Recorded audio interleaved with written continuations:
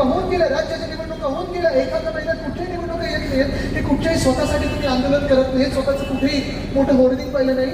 हे आंदोलन जे आहे ते जनतेच्या हिताचं आहे आणि हाच प्रश्न आपण विचारायला पाहिजे या सरकारला की आम्हाला पाणी का मिळत नाही.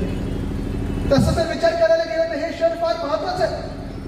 हे शहर म्हणजे छत्रपती संभाजीनगर ऐतिहासिक आहे, पर्यटनासाठी महत्वाचं आहे, उद्योगासाठी महत्वाचं आहे. सुभाष देसाई साहेब जेव्हा उद्योगमंत्री होते, पालकमंत्री होते, तेव्हा इथेच बाजूला काही किलोमीटरच्या अंतरावर ऑरिक सिटी बांधली आहे.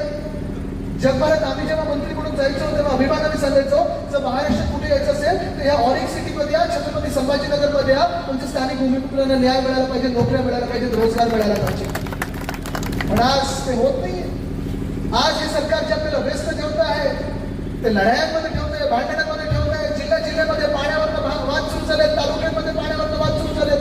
पाणी नसेल तर तुमचं धर्म नसेल तर समाज नसेल.